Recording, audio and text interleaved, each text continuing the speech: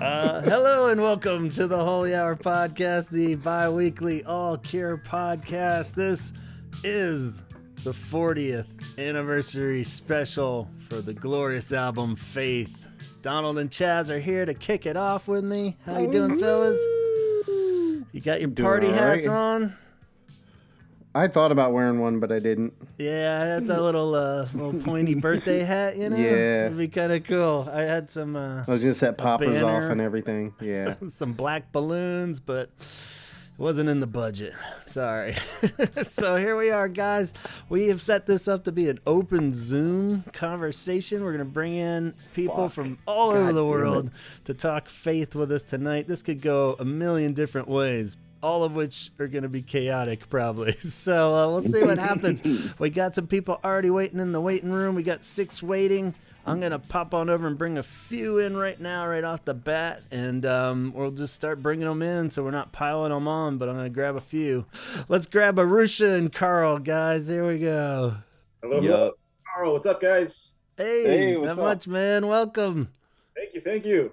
Welcome. Yeah, we're bringing in a couple at a time here. I figured if we brought in the and then other people are leaving, but glad to get you in here, man. And we tried to bring in Arusha too. Is she next to you or anywhere around? Or Hey, Arusha. I think she's logged in, but she's somewhere else here in the apartment. I heard her just a couple minutes ago. Okay, no worries. But yeah, welcome to the 40th anniversary special of Faith, man. Super cool. Yeah, you doing all right?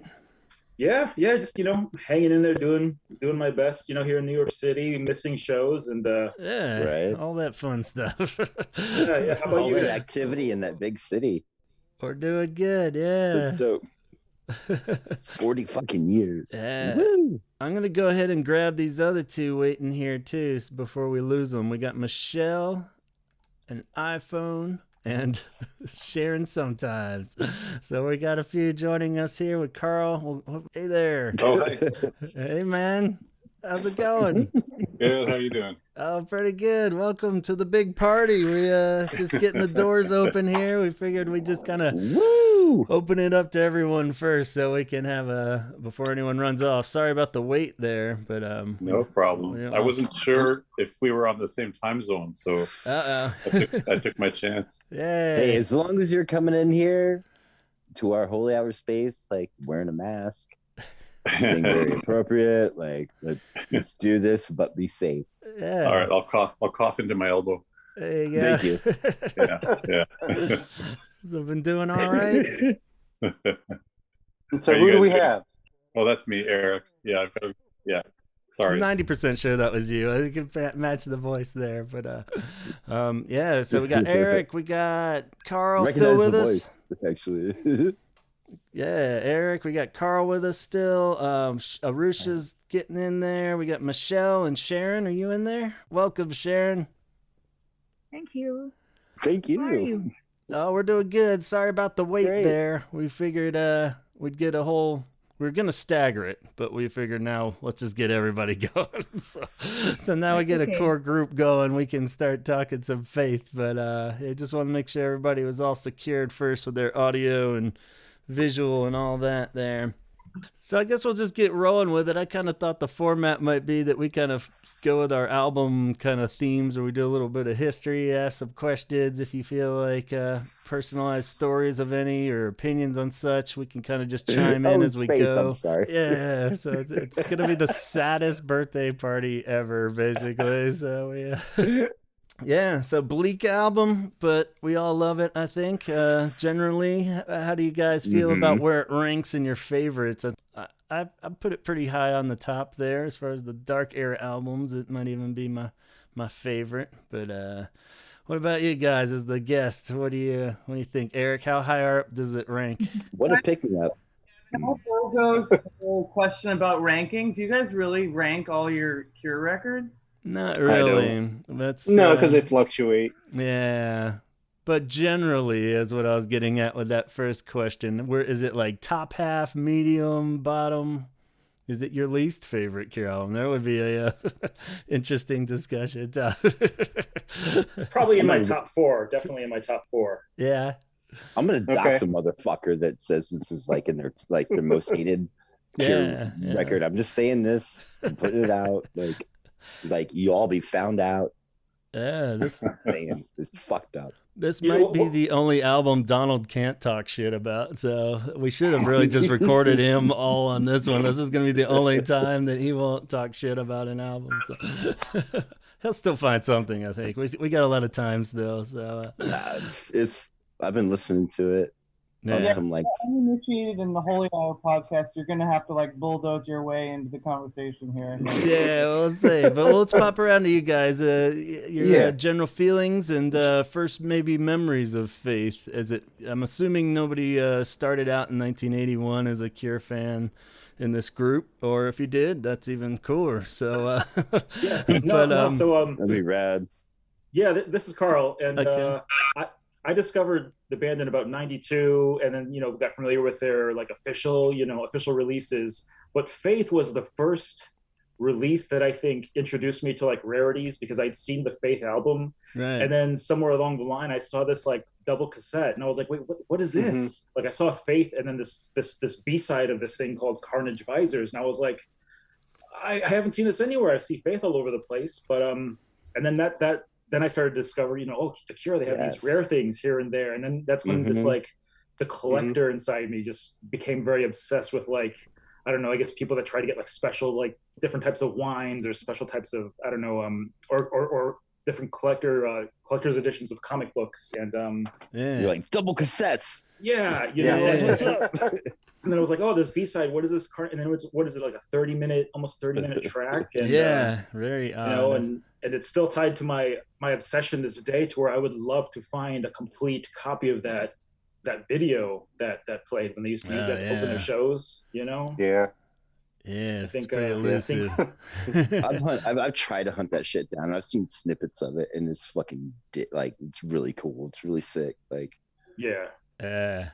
But yeah, that tape, that was the first version I had too, was the cassette. Yeah, me too. It was like the split one, and being a fairly young boy, I was pretty confused by that for a while. I was just like, what is this thing? It was just like this whole instrumental thing on the second half. And I was like, it's like, okay, cool, Where are the lyrics gonna drop? Yeah, I just thought it was like one weird ass song that they just did, and it was part of the whole album, and it was just like a really bad layout too. Was the red one I had? Is that the one you guys had? Or it was just like had a little Carnage Visor thing down in the bottom, and then that one. Bad, man. But I mean, it has some soul. It has some heart. But I thought that was the vision, was that it was always like that, was the album. So it was... Sharon, where does this rank with you with your Cure records? Definitely on my top 5, probably 4, 5. Yeah. Okay, that's good. I like. When was the first time you heard it, and what type of impact did it have on you the first time you heard it? When was the first time I heard it? I think it wasn't the album, but the videos for Other Voices and Primary. Okay, yeah, because I bought the Standing of the Beach videotape, and I think it was the first time I was sorry, my English is awful. That's great. I think that was the first time I heard a song of Faith, and like Spandau Ballet, Duran Duran, Tears for Fears, and it was such a strange sound to me. Yeah, but it sounded normal. Like you're like, yes, like that's it. There you go. Yeah, right. It's a very listenable song. In 2002, when I became a Cure fan, and afterwards I bought the album, and I think I would rank it my 4 or 5, top 5. Yeah. What about you, Eric? I guess I picked up on it a bit later. It was kind of like after I had a few other ones collected, like maybe Head on the Door. Okay. And so it was kind of like in that phase where you're catching up and you're buying one after the other. Yeah. So it kind of stayed buried for a while, and probably too because of the B-side being Carnage Visors. Like it was not like you had to like rewind the whole cassette. It's like, You know. I'm gonna sit to Carnage Visors for a minute, just like, Yeah. yeah. Just like like a casual listen. Yeah. Exactly. So it was just, I mean, it's a bit of a commitment, right? That whole Right. that Yeah. whole other side. Absolutely is. So I think it was kind of like a late bloomer for me, I'd say. Yeah. And I think it was more than the whole album. It was more just a few tracks that I latched onto at first. So and Good things take time. Yeah, that changed, and it changes over the years, right? Like which ones you like. Right. Yeah, for sure. Absolutely. It was always my kind of slow burn one too, where I'd always go back to it when I was in between all the different pop ones and stuff, and I'd be like, each listen, I'd start to like another song a little bit more and a little bit more, you know. But hey, Carl, I have a question for you. You said you've been trying to track down that video. Have you ever? You're an artsy guy. Have you ever tried to like recreate it? I not yet. I've messed around with some stop motion, and Yeah. I remember one time in my going down the rabbit hole, I saw something about how that figure was some sort of like doll, and I forget like the name. But I swear I remember like looking it up and trying to track down, okay, how can I buy this doll, this like bendable thing, and do a sort of like a Paranorman, you know, stop motion, you know, type deal. Maybe one day. Maybe one day I'll, you know. Dope, dude. The pandemic would be the perfect time for it. Well, man, you know, the pandemic has just shown me that I'm full of crap, because there was all of this. I'm going to do this. I haven't done much of any of it, you know. Well, one thing I want to ask about. Speaking of the early days, did anyone else here fill out their Cure collection through BMG or Columbia House orders?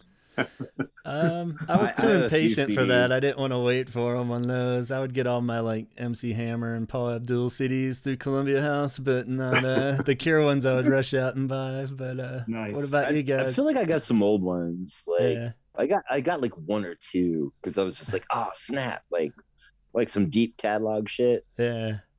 Where I'm like, why is this on there? Like, yeah. But there's like a few CDs I got. I've definitely ripped the little stamps off though, and like put them all over my skateboard and stuff, just because I already had them, you know. But they're like little stickers of the album covers, you know. So,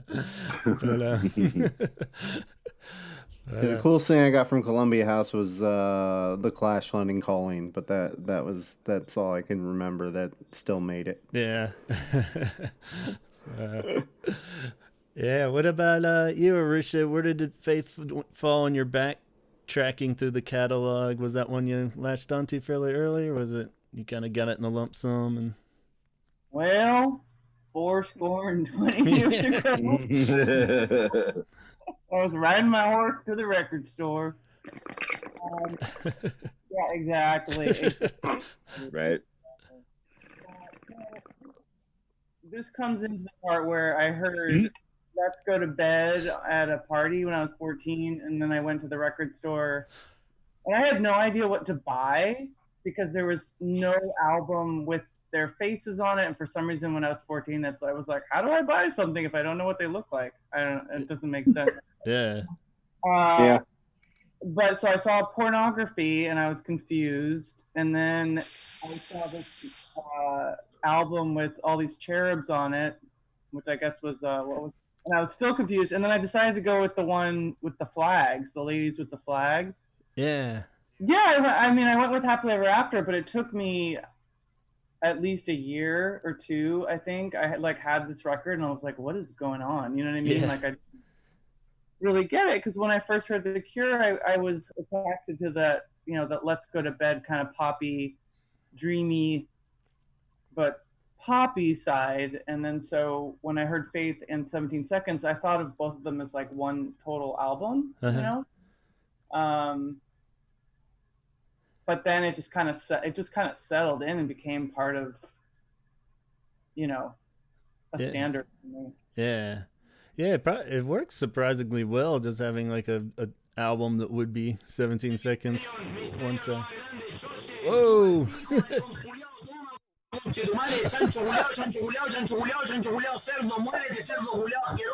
Okay. Oh, that was Alejandra. I'm not, what is that? Did we just get hijacked? Hmm. How is that? Well, Who did you send that email out to, Gavin? is that maybe why you don't like post the whole code? I was wondering that if I posted it on like Instagram, like I'm gonna be getting. Like... Oh God! All right, sorry about that. And what the hell was that? Is he back again? Let's see. Oh my god. We're on a tight ship here. Oh my god, what is this? Whose noise is this? I'm gonna mute everything. Hold on, everybody. Sheesh. Who is mute, man? Jeez. Alright, I gotta kick this dude out. I could do that, right? Oh my God. Remove. Sorry. Oh God! Alejandra, you gotta go. Alright, apologies, everybody there. Everybody's eardrums attached. We have. Good There's God. somebody else on here too. Diana, are you in there? Diana. Diana? No? Alright. Are we still doing a podcast? I have no idea. I'm sorry, guys. We'll fix it all in the mix. We'll fix it all in the mix. So yeah, I That was got amazing. No, don't fix that. That was that was something pretty else. good. All right. Yes. All right. Deanna's going to. Oh, get out of here, dude. Can I block this guy? He's like, Oh yeah. I'm reporting you. I'm reporting this guy. Oh my god. Oh my god.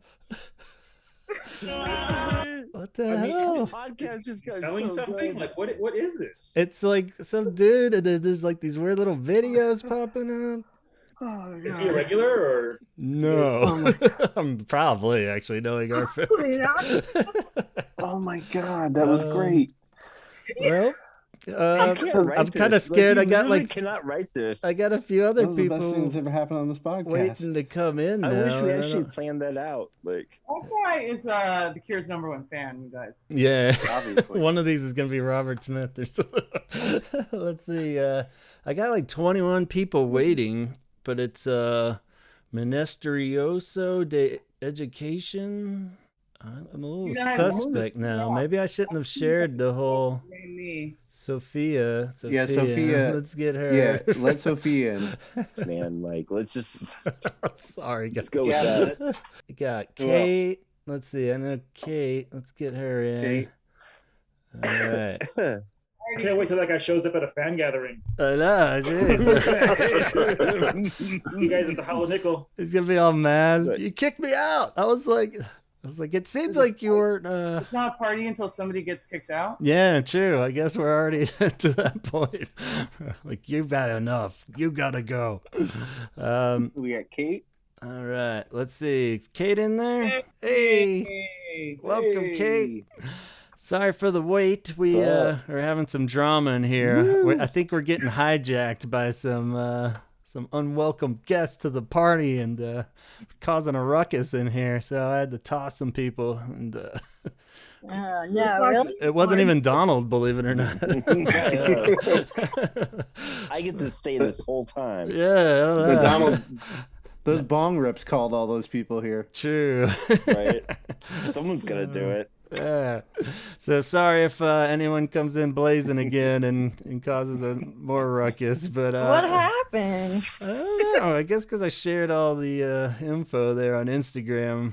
Maybe people are just taking advantage of the little old Holy Hour podcast. But he didn't seem to have an agenda either. He just wanted to party real hard. It was like don't.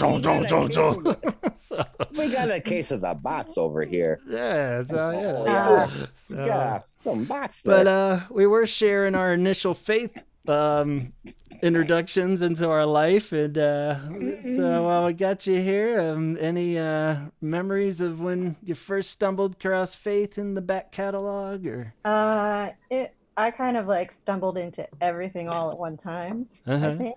Like once I heard, it was 1988 when I first heard the Cure on the radio. At like the whole high school station played them, and I was like, it was either a Why Can't I Be You or the Just Like the Boys Don't Cry extended dance remix thing, and I was like, this is amazing. So then, as soon as I got a Columbia House membership, I just like bought anything that said The Cure on it. Awesome. Hell yeah. We were just talking about that. If anybody had gotten their back catalog through Columbia, so that's awesome.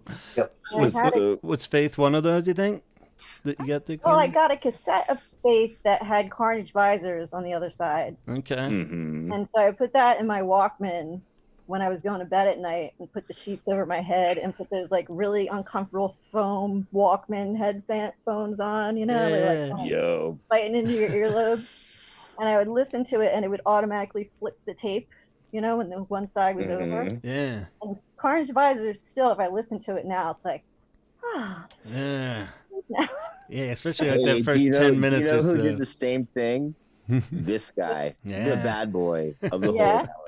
I did the same fucking goddamn fucking thing with the fucking two-sided cassette. I put that on and I'd wait to fall asleep for like to flip over to Carnage Visors and just like And those are some drift baller off. cassette players, man. I had to take the tape out and turn it to the other side like a Neanderthal. Yeah. You're like, now I'm all awake again. I still did that too, dude. Yeah, I mean, You're I not wonder how alone. common that is then, because I was totally like a music sleeper as a kid. You know, I probably still would do it if my wife was down with the idea. But like, Carnage Visors was always the go-to. Like, put it on when you're going to sleep. Mhm. You know, just kind of chill. 29 minutes, 50 seconds. Yeah. Something like that. It gets a little Right. intense by the midpoint, Right. though. I was kind of like re-listening back to it again. I was like, man, how did I fall asleep to this? By the end, it's like, See, the best thing is like I sleep like a maniac, so it's great. Like just like the mood swings on that. I listen to fucking Brian Eno music for airports like the past couple nights. Actually, like sleepy, like Yeah. and like it's really good. I used to listen to that when I had insomnia bad about 10 years ago. Yeah. Right. Yeah. Can you imagine the process of recording that song? Like, let's say, what is it, 28, 29 minutes? Mm-hmm. And you've done a couple takes, and it's like you're 26 minutes into the song, and then Robert goes, nope, from the top, start it over. You know, like, fuck, come on, you know, it's like, it's not like today's digital recording where you could just like easily punch in and out. Yeah. Yeah. I wonder if I remember reading it at some point, but I can't remember how many takes they did of it or not. If that was Oh ever God, I'd love to find out. Yeah. noted somewhere. It has to be a handful. Like you're not gonna play like that a bunch of times. Like that's you get a vibe going and just like run with it, and then Yeah. see how it plays out. And it was like you do that a few times. Like Yeah. I want to That's welcome in amazing. Jessica. You made it in. Good to see you. Hi, everybody. Yeah, sorry Hey, for the guys. wait. Hi. hello, Hello. Jessica. Nice to Woo. know it. Nice to have you in. It seems like things are Yeah. calming down a bit. We had a flood of party crashers that were trying to get in, and it I had to was- eat dinner, so I thought I'd wait. Yeah, Make good you guys thinking. You watch missed all me the madness. Well, welcome. We're just talking about our earliest memories of Faith. So, Oh yeah, I in honor of the birthday, I went out and bought it on vinyl today. Alright. So that was, Yo, I just that's finished what's listening up. to it, so I was like, shit, it's so fucking good, and I knew that, and I haven't really listened to it in a really long time, but it's so good Yeah. on Now, vinyl. was that a used copy or was that a new It's copy? a new copy. It's the That's okay. remastered by Robert. So how's How many everyone grams is doing? Spotify? doing good. As Yeah. round as possible. We're Yeah. just doing good. That's where I listened to it today. I listened to it with all the demos. What is that? One of those re-releases where it has all the Faith demos, and Yeah. yeah, that was pretty good. Yeah, that's a good one to snag. I only saw that in passing once, and I bummed out I didn't buy that version on vinyl, where it's like the deluxe reissue, but all on Yeah. vinyl. So, and it even They were had doing Carnage all the Visors reissues on leading there. up to the Wish reissue that was supposed to happen that we're still Yeah. waiting for. It'll Right. happen. They did that with like every album before Wish, right? They released these like double disc Yeah, all the sets, deluxe yeah, reissues. demos, and if it doesn't come out next year, then we can pretty much forget the Wish reissue, right? Wouldn't that be the 30th next year? Being a Cure fan, we're just forever waiting, just patiently waiting, just waiting. We'll listen to everything else, and we'll buy, reissues. The fuck they put out. We'll just eat it up because they know we will, and it's fine. Yeah. They'll put out everything like a calendar and shirts and bucket hats, but they won't put out a reissue of vinyl. You can have it. Why have that when you can wear the bucket? No, I have a question for everyone. So with Faith, it's a hard album for me to get into. Like I can't pick it up and just like listen to it. I have to be in a certain mood to actually dive into it. Is that the same with everybody? Because I heard, I'm sorry. Jessica, you said you just picked it up and listened to it today. Like I don't know how you do that. I just picked it up and I kind of knew what I was in for, and like I said, it had been a little while since I've listened to it, or like really listened to it, like heard it I just love the darkness of it. It's just like home to me.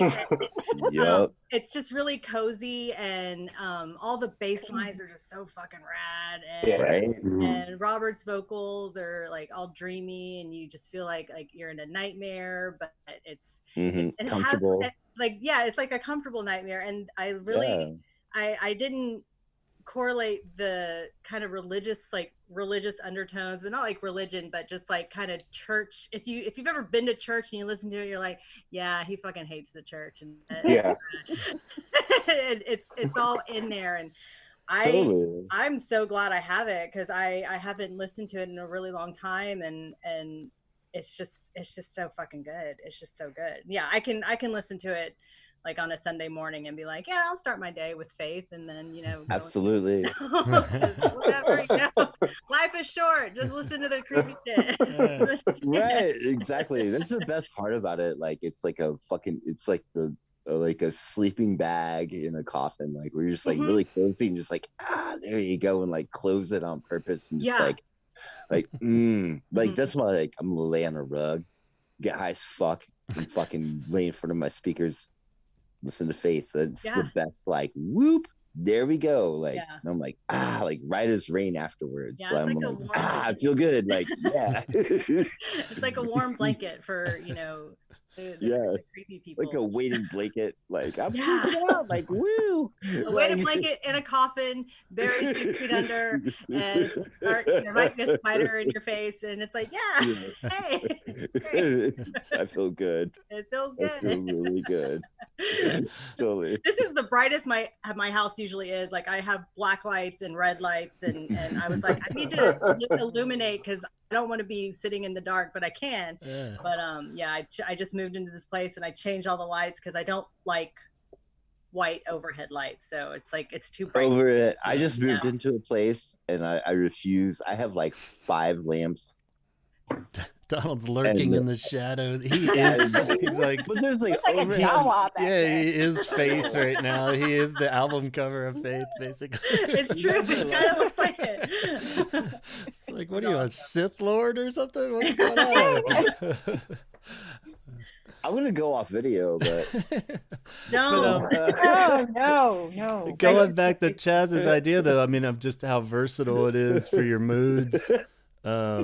I mean, I kind of feel like it's like I could put kind of like you, or I can put it on if I'm not totally devastated mood too. Like pornography is more the one where I'm like, I want to listen to it, but I can't really go there today, just because it has more of that anger side, maybe. But I feel like Faith is just so dreamy that I can kind of even put it in. It is weird that it's a spring release and birthday, kind of because it's the most like unspring feeling album to me, though. Like listening to it, I don't know if anybody else feels that way, where you kind of associate it's a rebirth, albums with, bud. I guess. I don't know. It just seems like it's all like it'd be like the perfect like coffin, fall autumn. Up, and then you open it up and be like, woo! Like I don't know if there's any coming back from Faith though. It seems like it's pretty much the end. Taking a dirt nap. Everything's cool. But Chaz, it's not like that for you, huh? What was that, Oh Arisha? no, it's not. No, absolutely not. I was just saying that you should think. I think that it's a spring release, but it was released in what, 1981? True. Yeah. Cold War. Yeah. Yeah, it definitely has that. That was one of the topics I kind of jotted down. I was like, does it feel 1981? And I was like, yeah, it does, because it was, Yeah, it fucking does. yeah, 1981 England. I'm sure it really did. yeah, Yeah. yeah. I jotted down a few of the other ones. It's like, because it was like there was some great like architecture and morality from OMD and like psychedelic furs, talk. The best fucking period of music that ever was. You had like the synthesizers were changing too. Yeah. You know, you started getting really easy and really accessible. But also for this, wasn't this one of the albums where Robert kind of like set down certain minimalistic rules, like, hey, when we're playing the keyboard, you can play like one, maybe two notes at a time max, no more than that. Like, and that's one of the things, like, I really enjoy this album, but like, if you compare it to something as full as like Disintegration, because I almost kind of discovered them in reverse. Like I got into them 92, so it's like we had Wish, this big lush album, Disintegration. I mean, just playing some of the beginning strings and everything, so big. Minimal. Go backwards to work my way back down to like Faith, this like minimal thing, I don't listen to it all the time, and I know exactly what you mean, man. Like just things in its simplicity. You know, like you take it, like you see this band when they're like flourishing and like blossoming, just like doing crazy shit, and then just like boiled down to their basics, and it's still sick. Where there's like a 3-piece, just as a band, and then you have like they're like, we're gonna have like 4 or 5 notes, like we're gonna make the dopest shit with what we have. It does always seem like shit. It's like that's what makes it so amazing. It's like you did so much. You made such an impact with like such minimal things.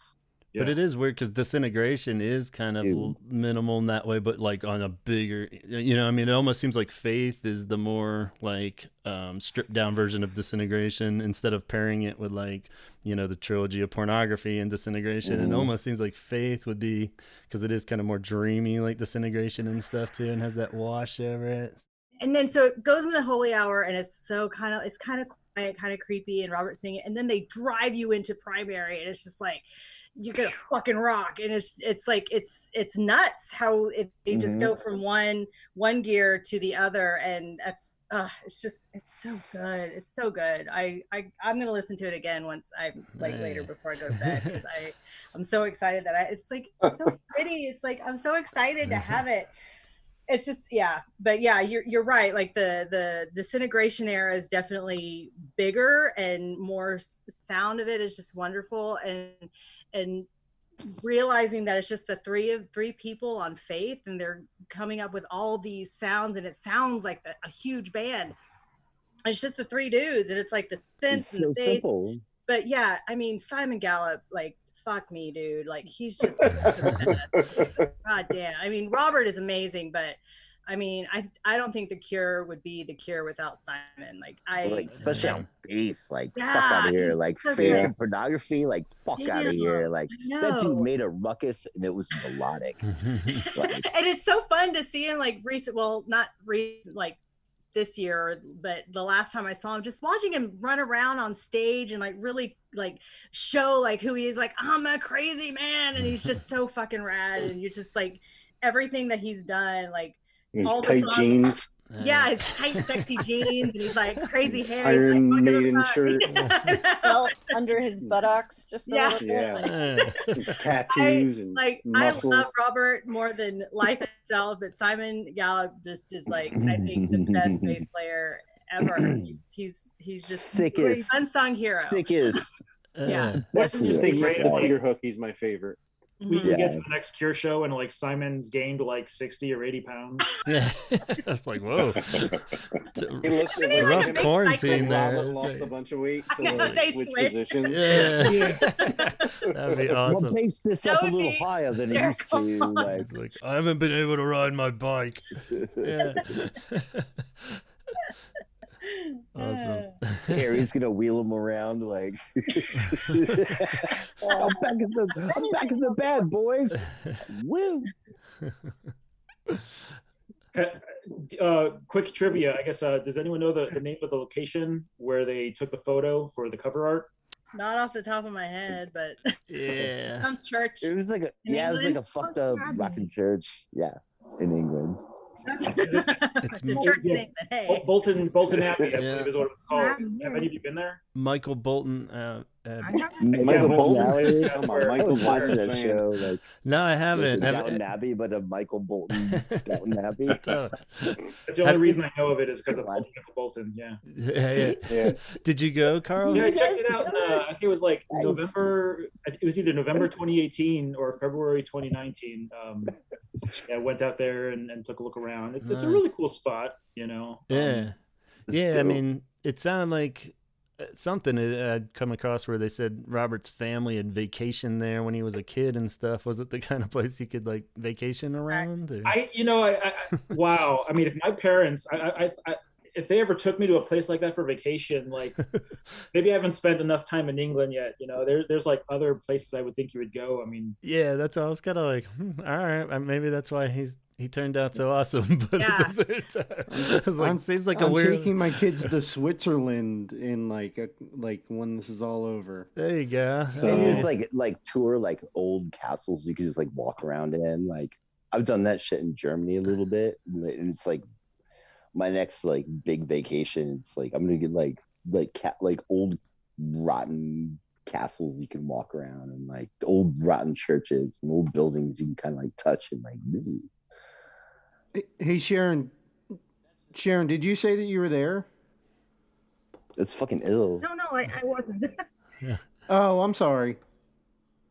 No, it's okay. But she's calling from Spain, you guys. Whoa. it's Bakir. Yes. Awesome.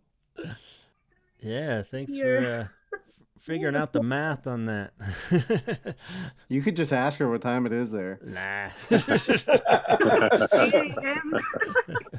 I'll feel bad. Someone has stayed up till like 3 a.m. You never stay, dude. Come on, Sharon. Would you go on to the Bolton Abbey on your cure tour? Like, would you have a little cure location tour if you could? Oh yeah, of course. But my first stop would be the York House for sure. What's the York House? York's house. What's York House? York Is that York Yes. House? What happened there? Yeah, the Hanging Garden where the York House was shot in the Hanging Garden. Okay. Cool. So yeah, I would be down to see that too. Yeah. Yeah, it's always cool seeing people's photos of that. And where's the butterfly for caterpillar? Oh yeah, where is that? Yeah. Oh. I've seen people go there too. That would be an awesome one. But Also, the Love Cat's house. yeah. Gavin and I almost went to the first location of their first U.S. concert in Cherry Yeah. Hill, New Jersey, but it turned out to be like a Kia dealership now or something. Yeah. Like this photo isn't gonna look nearly as cool. Yeah. Even with the I was explanation. like, let's go there when he came up for the Rock and Roll Hall of Fame. And then I looked it up on the map, and it's like some corporate place, and I'm just so. Cherry Hill, New Jersey. Yeah, it was our first Somewhere concert. around there. It's yeah, Wow, I didn't know. and then, yeah, and then they played New York Or something? New York City the next night. Yeah, was that the Hurrahs or something? Yeah, that building isn't even there Yes. anymore. It's like they widened a road and so Rad. Yeah. it's gone. Oh Oh well. well. I'm going to try to see what was the hacienda, and it's like an apartment complex. Yeah, I was curious about that. I was looking that up online. Is that what it is? Yeah, there's like a strip mall or something in front of it almost, where there's like some restaurants and apartments above it or something like that. Yeah.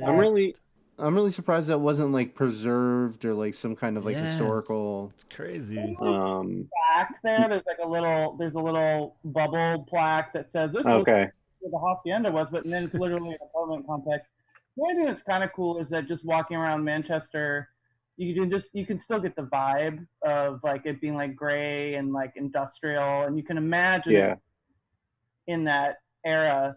But you know what's funny is that speaking of plaque, when Carl and I went to it was 2018 to see the Hyde Park show, I wanted to go to Hurley because somebody had told me about the subway, the underground subway pass from Horley, from the King's Head pub that the Cure used to hang out in, and they would go underneath the subway to the Curry restaurant. Mm-hmm. And so that pass was the inspiration for a Subway song, or at least I was told. And so we went there and we filmed it, and then so you basically you go to this King's Head pub, which looks like a traditional big generic English pub. You walk underneath the subway, and then you pop up on the other side, and on the left there's this tiny little restaurant, and these two English dudes were like, "Hey, what's up?" And and I was like, "Have you heard of the Cure?" And one of them's like, "Not really," and the other one's like, "Yeah." And he basically started saying that he used to drink with them in the 70s, and that Simon and Robert would drink everybody under the table and whatnot. And then like a year later, we told them what we were doing. Uh-huh. And they put up a plaque that says this is their Subway song. What an honor. Thanks for the scoop. That's awesome. Did you go to the museum that was set up during that we went. in Crawley?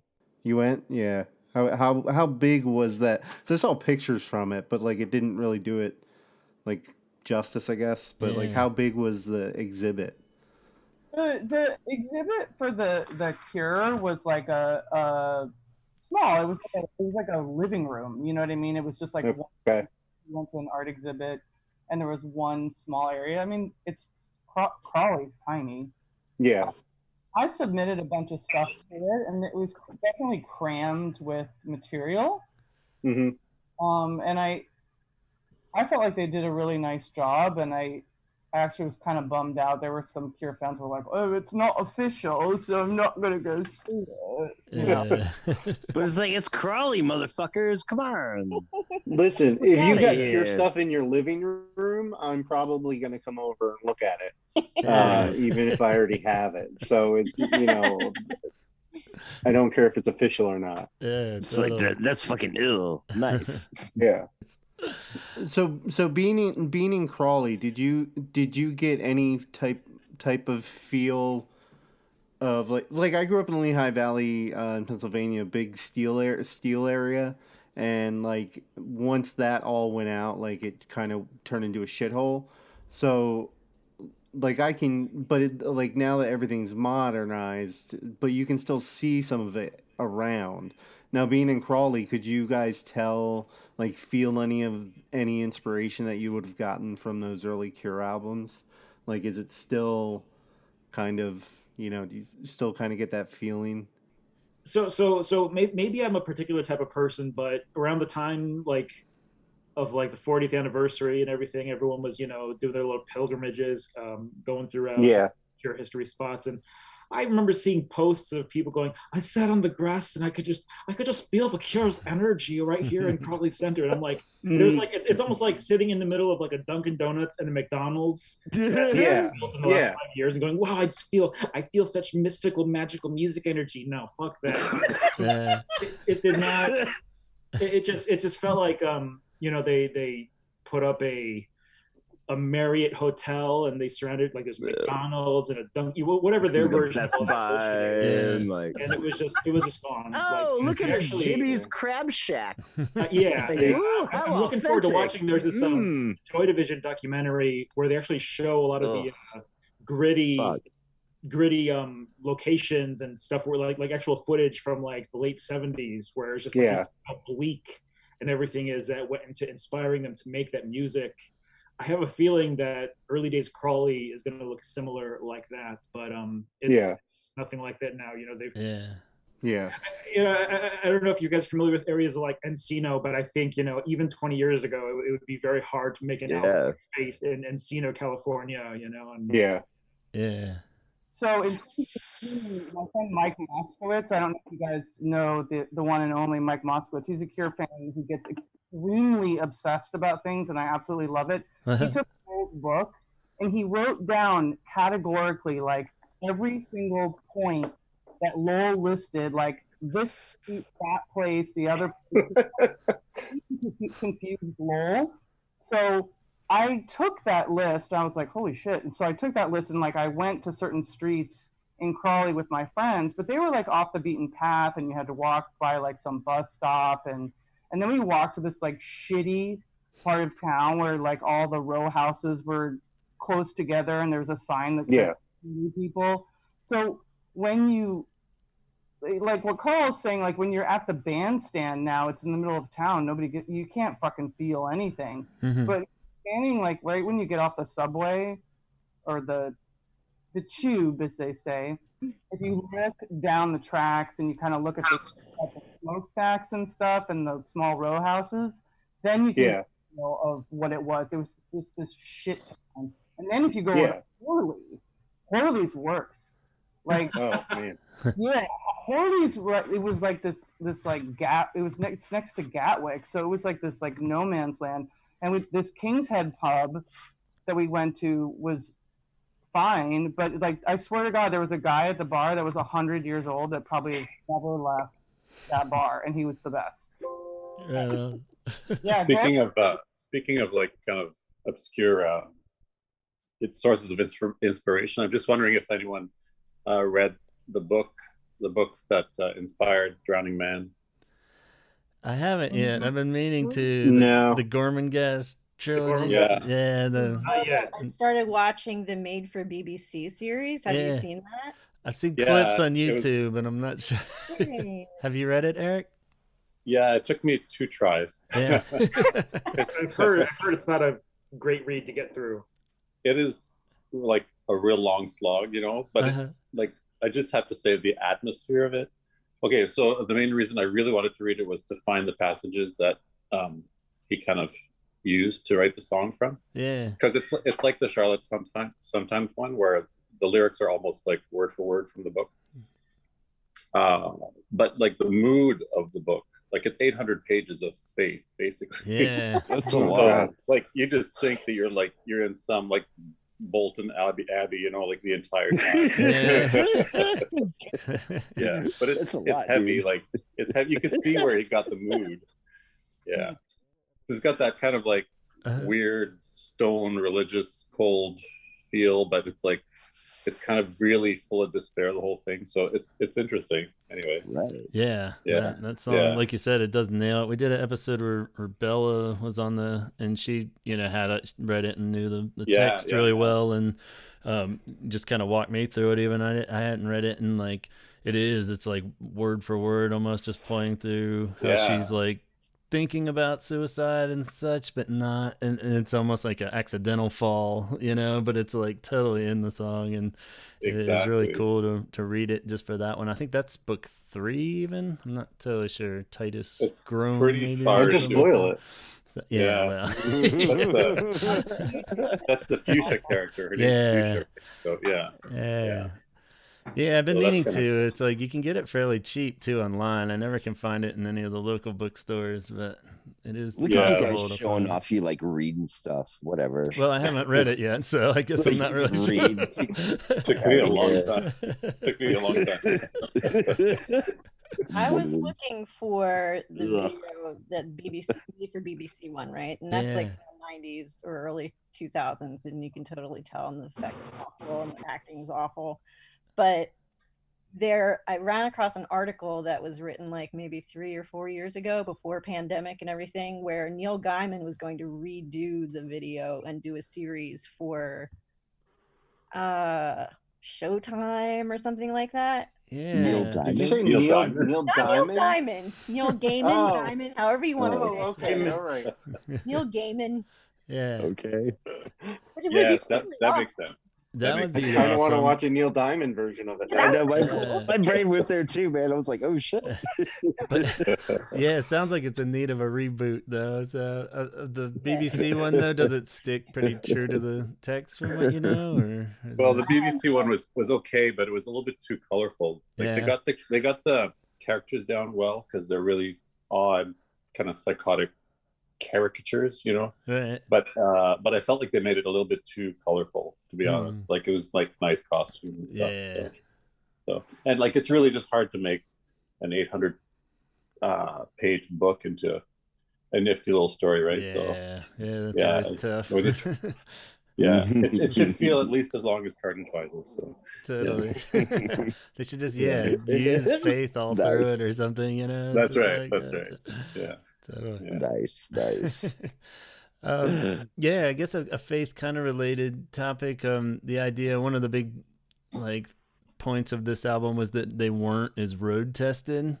These songs, and they were like kind of the first batch that they wrote or finished in the studio. And I was just wondering, you know, especially you guys that have seen a ton of Cure shows and stuff, how much you think that it would change the recordings if they had taken out, you know, songs like All Cats Are Gray and Funeral Party on the road before recording them, because it is kind of the first time you have these really kind of slower, layered Cure songs, you know, that are longer and such too. You know, if they had kind of been playing that in front of crowds that didn't know the songs at the time, they might have gotten some bad reactions and changed them in the studio, you know. But what do you guys think? It's perfect. They had to do that, and they did it right. Like that's some deep down, like woo, like a big change in their sound. Yeah. Like it's good they did it that way. Like, and then go out and do it. Like, it's a good challenge, you know, because like normally that's like what musicians do. Like, they're gonna whoop, like get out there and like. But you wonder how intentional it was too, just with the timeline of how they were touring Fate or 17 Seconds after, you know, the album came out, and then they just kind of jumped right back into the studio because they were so rapid fire back in those days, like putting out an album a year, you know, which doesn't sound that crazy. Album a year? Yeah. I know. It's nuts. And they're like in their early 20s, like pumping out fucking Faith. Yeah. Like, fuck out of here. Amazing albums every year. And I mean, even just recording an album a year isn't that crazy, but like if you're touring it and then, you know, they're still going around and stuff. So I mean, it just basically in 1980, I think the year prior, it was like 17 Seconds came out, they toured for it, then they started recording Faith. So I mean, all of that in 1 year is like nuts, you know. It's amazing. And I think like them going in this studio, and this is why like it sounds like a weighted blanket in the coffin. It's because it's them taking the fucking breath and like getting the fuck around in the studio instead of like playing like shows and like getting to the point where they can like be there in the studio and do it. Like that's why it sounds like that. Like they got themselves to that point. And exhausted too. I fucking agree with you, Hound. What do you call yourself? The bad boy? The fucking bad hound. He's the bad hound. I'm the bad boy. The holy hour. Woo! And on the 17 Seconds tour, when they first went to Australia, Chris Perry booked them like 7 shows. I think it says this. It doesn't say Chris Perry. It just says whatever, that they were booked like 7 shows. Right. Because he didn't think that they would do well, and they sold out every single little shitty, little miserable venue that they had. So then they did 20. So Hartley, you know, Matthew Hartley just got burnt out, and so like Simon's sitting there going, "Woo, let's just bury Lowell in sand. Let's have fun." And Robert's like, "Okay, let's just like make this." And Lowell's doing Lowell's thing. So yeah, I think maybe you're right. Like they just destroyed themselves going on tour, but for those that really wanted it, it was what they wanted, right? Right. And then Lowell's mom was dying, so he wrote "Oh Cats Are Gray," you know. Yeah, I mean that's definitely the other huge. It's kind of the best song on the fucking album. I'm just saying, it's kind of the best song they've ever done. Fuck out of here with All Cats Are Gray. Oh, we're stuck on this one again. Yup. He likes those I love bold that song. statements. Yeah, I mean it's. And that's I We try all not to kind have of agree, but it's like a very bold I really statement. try not to have favorites of things like, Yeah. but like that song just like, Yeah, it's so good. like. When was the it's last time you performed Faith live?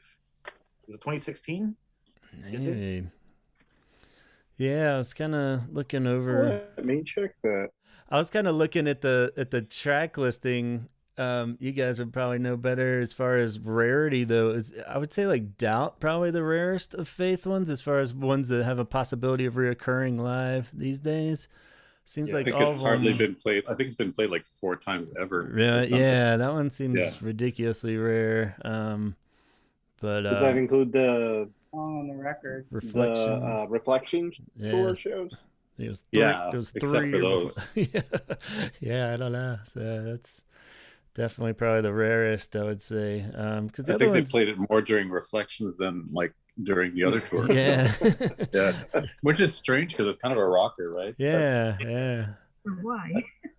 And I just can't remember the last time I saw them play Faith, and because I think in 2016 was the time where they started playing every single goddamn song to a click track. Oh, Carl with the click track. Oh. Carl's really stuck on that click track. Oh yeah. Oh. As you should be, because it's like, yo. According, I think the last time it was played was in 2011 at the Beacon Theater. No way. Yeah. No. That's what it says. No. Yeah. Really? It wasn't played in 2016? I don't think so. I don't remember seeing it listed on anybody's, like, it was played now. Like, yeah, it looks like 2011 was the last time it was played. Yeah, I think the last time I saw it was 2009 in Vegas when it was they were playing as the 4-piece. Okay. Yeah, at the Pearl Theater. Pretty sure. A live performance on YouTube where it's like daylight and they're playing. He's like weaving Faith into the end of something. Oh yeah, I remember that. Like, But they I don't like know more what year. songs. Yeah. Have any of you ever seen Robert sing the lyrics for Too Late on top of Faith? Yeah, we stumbled across that. That was odd. I remember '96. I went and saw The Cure, one of my first shows at the in Irvine Meadows in Southern California, and he was playing this long extended version of Faith. And I had just discovered Too Late, getting one of those whatever single it's a B-side to, and Love song. And Love Song, okay, and he's playing Faith, and all of a sudden, he starts singing the first verse of Too Late. And it was just a wild trip. Wasn't expecting that, but it was kind of like the same thing he does on like Forest, where he just changes the lyrics. And just goes on. Mm-hmm. Yeah, there's a lot of crazy ones out there for Faith when we were going down that rabbit hole of. For Play for Today at ACL in 2019, and it was he just started singing whatever the fuck was coming out of his mind. I was like, those aren't the words. And I'm like, it's your song. You can do whatever you want. Like, it's great. But I was just like ready to sing along. And I'm like, I don't know what the fuck you're saying right now, but whatever. It's great. It was hilarious and really funny to like hear. And it was, you couldn't, and I was watching him. I was trying to get as close as I could to the stage. And I'm like, did you forget the words like suddenly, or are you just like just ad-libbing? Because either way, like it's great, but it was so crazy. I'm like, how many times have you sung this song, Robert? Yeah. So many times. We're like, fuck it, I don't give a shit. We were just watching Hurricane Festival, and I think it might have been Play for Today. And in the beginning of the second verse, he started singing the beginning of the first verse, and it was a close up on his face.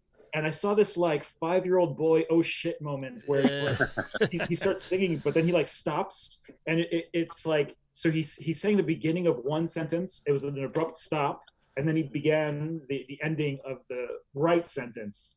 And it was just kind of cool to see him be kind of human, because that's the for sure. shit I would have done. I would have fucked up some lyrics, but he's. What's this concert in which Robert was so drunk he could barely walk? Which one? Yeah. So Damn. We have to narrow it down. 1998, Leon France was like the drunky McDrunk. Oh, that one. Oh. He's like Is that where out in the crowd, like I don't know this concert. What happened? Fill me in. He was so drunk.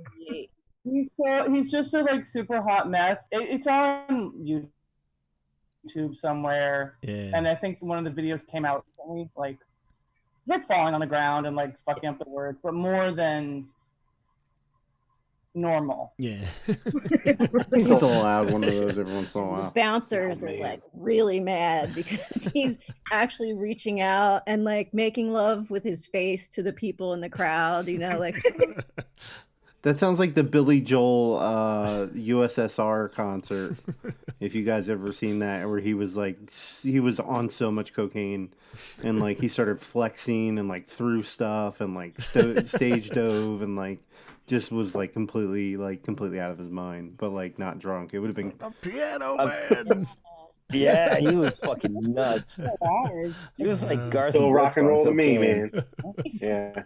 Well, speaking of Coke, actually, it was a side note that I didn't want to bring up unless Coke came up. It said apparently this was like more of a Coke album. Robert said in like 2000, I think, and which is odd because it's so chill in a sense. So You know, you would think it would. and slow. But yeah, I was like, what the hell? But he said it kind of explains like the aggravation and like the recording process, how they weren't satisfied with anything, and it was a longer ordeal of like bouncing around the different studios and stuff because they were kind of coked out a bit more like than other drugs of other choice for other albums. But I thought that was Have y'all ever played music on cocaine? Just throwing it out there for the listeners. Have y'all ever played music on cocaine? But I mean, playing like funeral party on cocaine, that seems a little odd. I mean, I'm definitely not a coke expert by any means, but music in general seems like that Just wouldn't be music in general. all cats are gay. Gray. I'm All cats are gay. I'm not a drug expert or anything, but cocaine in England in 1980, 81 doesn't seem like a cheap product. Yeah. Is that something they could afford at the time? They had studio money. They had a little bit of studio money. I don't remember what it pertained to, but I did jot down a quote of Chris Perry's was that the whole album cost way more than it should have. So maybe that's what he was referring to. It's a write-off. Yeah, it cost more than it needed to. He says maybe that had something to do with it. So. But yeah, I thought that was odd. I mean, 100 Years sounds like more of a cocaine song than I would like say anything on there. Maybe I mean, pornography is way more acid shit. Like LSD on the pornography. LSD all the way. Yeah. Yup. Let's see them getting maybe Faith was the Coke discovery. Yeah. Maybe. Guys, let's do all these drugs together and see what we come out with. On Zoom? And then right now. Yeah, on Zoom together. Next week we'll get together. We'll get one of each, every type of drug. And we'll try them. We'll pair it with a Cure album. A little bit. We're really running out of ideas for the show, and we all do drugs. We all listen to different Cure albums. Which drug works best? Each other listening to the Cure album, so it's just a cacophony of just a freaky weirdo Cure. I will absolutely do this. I will do down. You're already doing this. Yeah, you're practicing already. It's like something easy, like a fucking a tab of acid, like just like woo, something easy. Just the record. I finally understand top after shooting heroin. Doing the mushroom tea for top, you gotta do that. Right, just something little. You know what I mean? Like I'm high as shit. Like I've done like a billion bong hits. Ripped some fucking fat joints, and like I'm podcasting right now. Like we could do this. Seamless. Right? let's hit some like little like hey. Yeah. Well, you Sounds know. like a great idea. A bunch of adults on Zoom doing drugs. Yeah, we get some. Trying to match up a Cure album. To Where the could drug. it go Yeah. wrong? Like Yeah. Cure bingo, but now I don't Totally. Look at that. Now they call it microdosing. Yeah.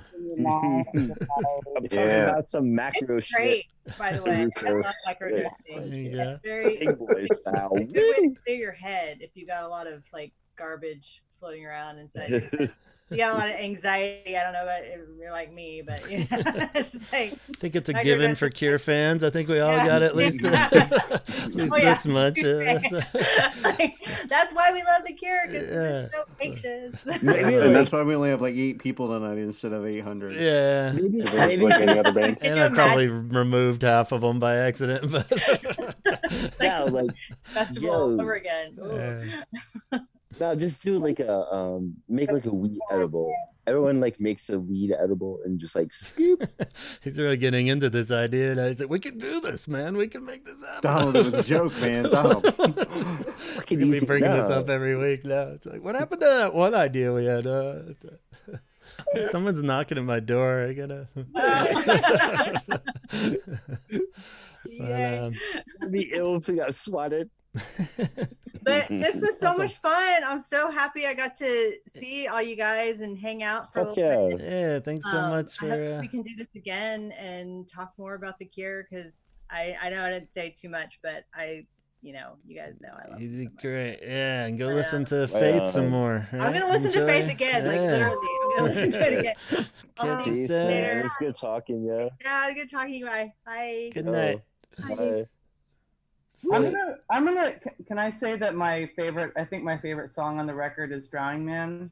Okay. Yeah, we'll wrap up with favorites. That's a good idea. So, Drowning Man, any particular reason? I think the weird drum synthy dun dun dun dun dun dun dun dun dun dun dun that Yeah. because it just kind of gets me like like Faith is a beautiful song, but the rhythm of it, if you were just listening to the rhythm, it's very basic and simple, whereas like the Drowning Man is kind of like a rolling Yeah.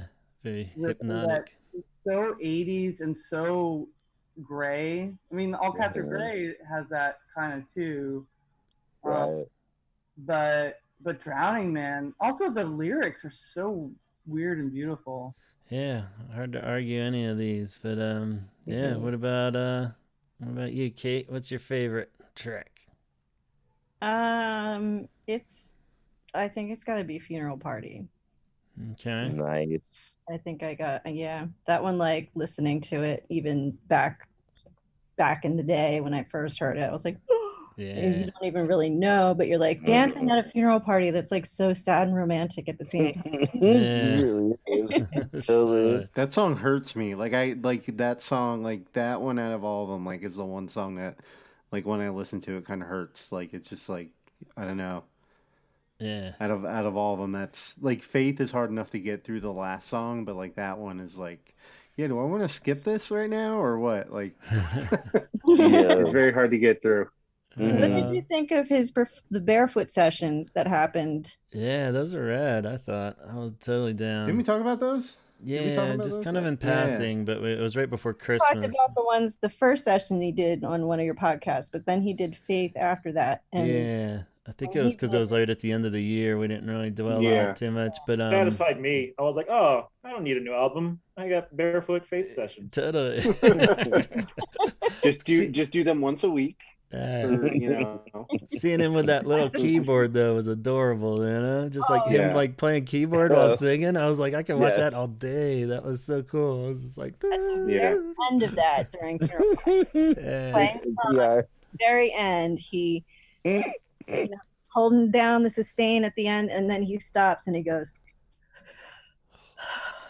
You can feel that, like, Yeah. the Man, after all these years, 40 years, and he's still sighing at Still the end. hits you. It's like, damn. It's like, God damn, I Big wrote strong a good man. I love song. it. Yeah, that's a great one. I kind of listened just to that sigh like 5 or 6 times in a row. I need to sample It's your that. Thank ringtone? you for yeah. Awesome. You're like, hold on, stop. I'm good. Whew. What about you, Carl? What's your favorite on the? I think my favorite's always been Doubt. Yeah. On the album, you know, and Okay. yeah, and even when I first discovered The Cure, you know, high school and other, you know, some kids that even knew the album. I didn't find anyone else that liked Doubt until like the mid 2000s when I was getting more and more into these like Cure online groups. You know, we didn't Right. have any of that in the early days, but yeah, I dug it. You know, I think it's the bass line mainly that does it for me. Yeah. Just this driving, you know, there's a bass note on every single beat of that song. Mhm. It's cool that it's such like a throwback to the almost like Through Imaginary Boys punkiness too, with still Yeah. having a faith Yeah. feel, you know, where it totally is crucial to the album too, and its placement. Because if you had all those songs just bleeding into each other, you know, like we've said in the past, where you need you need something there, and that song just totally nails it. So. You know, and like you said, like the punkiness of it, you know, I think it was like, but The Cure brought something different to like a punk sound, because like on that album, there isn't anything extremely distorted or extremely overdriven. Yeah. You know, like a lot of early punk where it's just very dirty. Uh-huh. This is just very like cold. Yeah. Right. Yeah, Stark. yeah. There's not like a lot of distortion on the guitars or anything. That's the beauty in it. Yeah. It's patience. Like they recorded it in a refrigerator. Yeah. Right. Like, and that's patience. A Like, walk-in cooler. The kind They that could- open up you can they lay could- down in. Yeah. That probably added to the cost of the album. They had to buy a walk-in refrigerator. What about you, Sharon? Do you have a favorite on this album? I'd say Other Voices probably is my favorite Yeah. because, well, at the time I had relapsed from an eating disorder, so I didn't know sorry, No problem. what was happening to me, and I felt like in a sort of distorted reality, and I kind of relate the atmosphere of the song Yeah. to that strange reality that I was going through at the time. Right. Mhm. Yeah, I think it's my favorite for that reason. Yeah. That's amazing. Absolutely. Totally. That's the best part Yeah. of the record. Yeah, that one Like, stood out it to hits me. all those spots for people. Like, Yeah. What's your favorite, Donald? all Castle Ray. Yeah. I think you've made that clear. Yeah, But, any it's just like, defining reason or just the? I just like the pace. I like the Yeah. pace of it, and just like the lyrics. And they're simple, and it's like, I don't even think they say anything to like the end of the song. You know, like No. lyric wise, it's just like really pretty music, and just kind of comes in. It's like, psh, it's like, I'm done. It's like, whoa, like Yeah. what was that? It's Oh. just really pretty, just really pretty. Lots of delay and reverb. Boom. Yeah, so yeah, the reverb is a crucial part of this whole album. For sure. And it just nails it. The fourth member. That's it. Totally. I think that notion of like nailing it is like such a interesting thing. The Cure, like when people who don't listen to The Cure a lot talk about The Cure or Robert Smith's aesthetic, it's very like flowery and overdone. But then, like I was thinking about The Drowning Man, it's like breathing like the drowning man. Yeah. Talk about nailing it, like Jesus Christ. Yeah. You know, like how it feels to not be able to speak or talk about yourself, or I mean, Caleb's on a different record, but your name like ice into my heart. Fuck, you know. Yeah. Yeah. He's It's a little literal, but whatever. Shut the fuck up. All right, I got a mute button on this thing. I'm muting you. You couldn't even figure out how to mute the Wait, it almost dude that came in here singing. I know. Well, I got panicked then. That dude was freaking me out. It took me. But yeah, we made it an hour and 30 minutes without Donald talking shit. So then he had to get it in at the last second. What about you, Chaz? What's your favorite? Oh man, fuck out of here.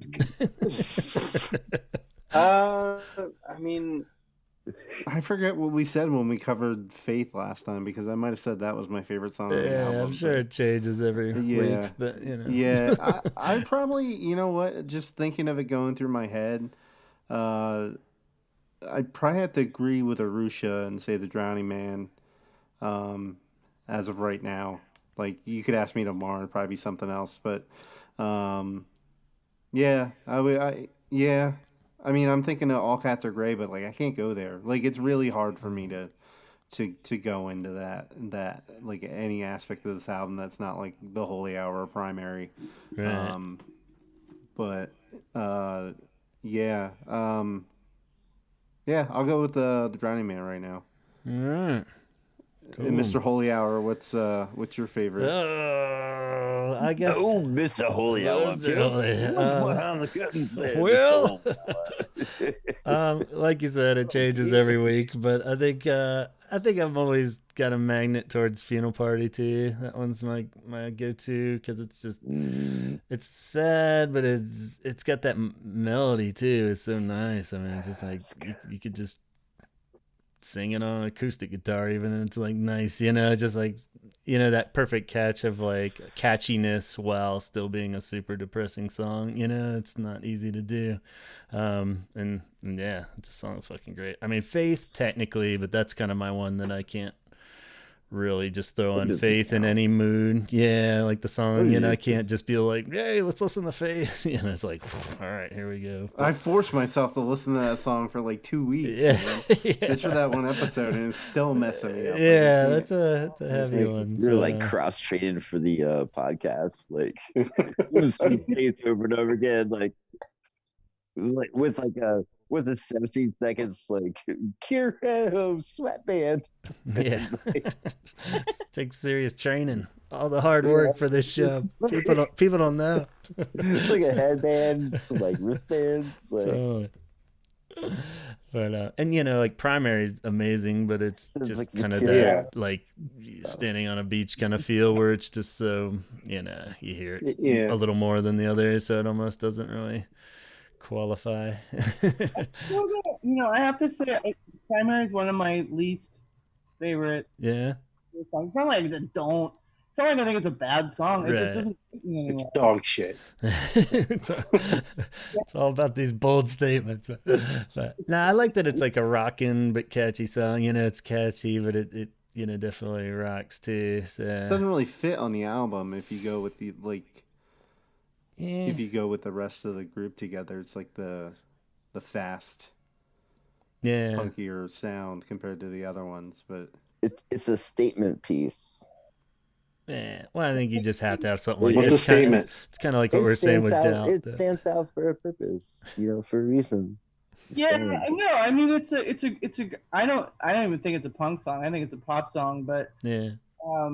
But when I hear them start to play it live now, I just kind of fall asleep, to be honest. Yeah. I'm like, Simon always looks so into it. Like, yeah. It's definitely more rockin' lately. I feel like they've taken it up a few. You gotta sell it. Yeah. That's what you do when you've been playing it for 40 years, I guess. You gotta turn it up a little. I've got a question for you. I might be the only one saying that sometimes should have been part of Faith, or do you agree? Yeah, you're breaking up a little bit. Breaking up a bit. Were you saying, Charlotte, sometimes you include that with Faith, or? Yeah. Yeah.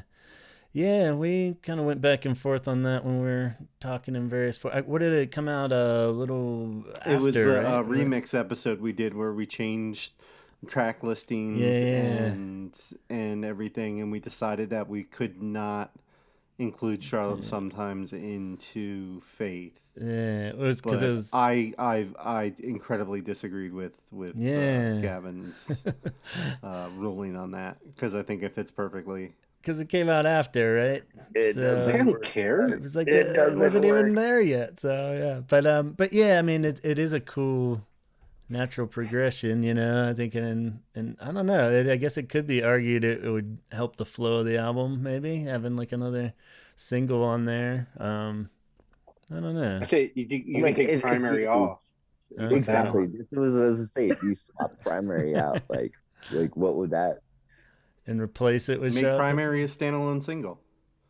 I don't know why we're debating this. It seems kind of done. I don't know, but I don't know. I'm just saying, like, But yeah. what yeah. I mean, I don't know.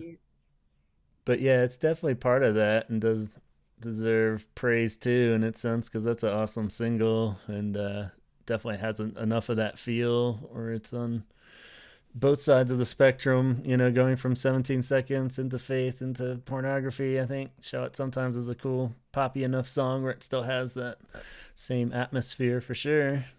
You think? Totally. It was ill.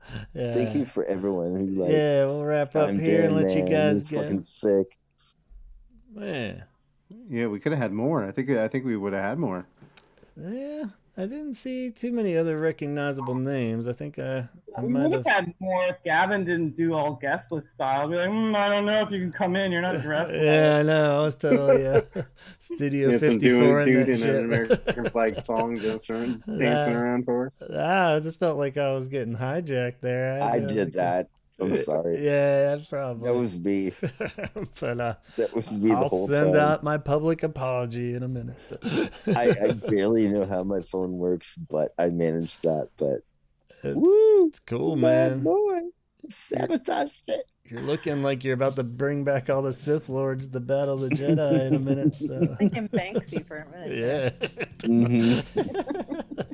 But all right, I'll let you guys go. I feel bad. I don't want to keep you too late there. But yeah, thanks so much. I think we'll all should meet up in another 40 years to have the 80th birthday for Faith and see how it's grown on us then. And yeah, until then, thanks so much. And Maybe the new Never album get will paid be for out. this. the new album.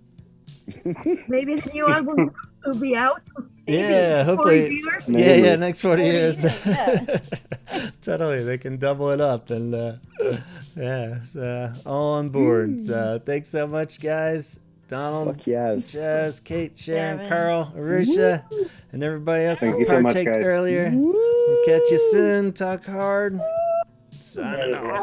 Thank you. Good night. Yeah, good night. Bye. And yeah, we'll night. catch you guys all soon. Thanks again. Thank you, Sharon. Thank you. Yes. Bye bye. Cheers. Yes, right? Yes, Chaz. Yes. Hey, good night. Good night. Good night.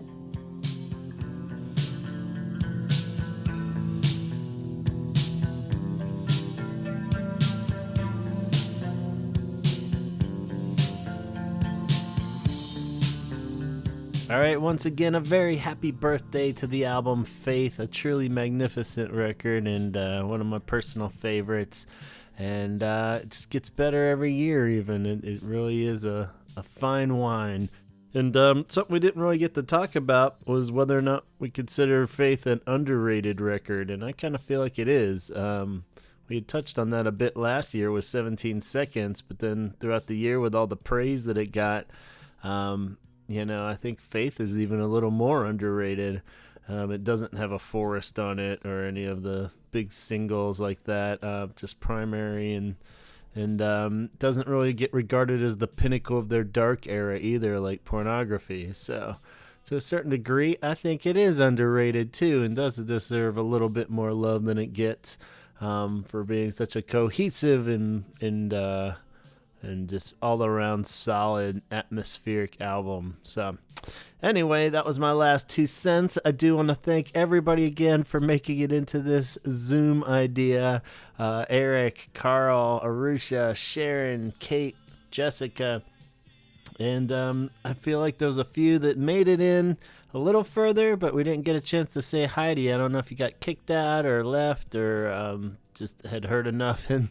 But I could have sworn I saw Michelle in there at some point and Megan. So sorry we missed you guys. Sophia, I'm not sure if that was you in there or not that we were trying to pull in at one point. And if anybody else got lost in the mix during that chaotic period of like 30 party crashers, I totally apologize. And hopefully we can do something like this again now that we've kind of worked the kinks out. Maybe I can throw it out and privately message you the information instead of posting it. That way we don't get overrun by the pirates. So again, thanks so much. All the usuals. Be sure to check out the Holy Hour podcast on Apple and subscribe.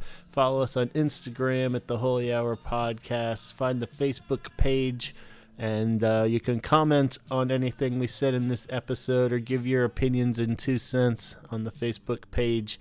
And contact me directly at gavinconnor@gmail.com. Big shout out to our Patreon crew, Donna, Craig, Matt, Jeff, Lisa, and Claire, and of course Kate, who we had on the episode, and who we hope to have on again very soon, where we're going to talk about Kate's origin story, maybe even coincide with some Wild Mood Swings 25th anniversary, and more importantly, we're going to talk about CuraThreads.com. You should go check out CuraThreads.com in advance so you know, and you'll be prepared for this conversation where you'll find all kinds of cool Cure merch over there that she has personally designed, and all kinds of wonderful things and products that you can have in your grasp. So go to CuraThreads.com and check that out, and keep your ears peeled for upcoming episode, hopefully with Kate. We're trying to make that happen at the moment. And Chaz always also has lovely gear for you to put on your body, so go over to 17secondshirts.bigcartel.com and you can find out what he has up for pre-order at the moment. Might want to also keep your eyes peeled on his 17_seconds Instagram account. Okay, guys, we're signing off. Again, thank you so much for everybody that participated, Donald and Chaz, and we'll see you next time on the Holy Hour.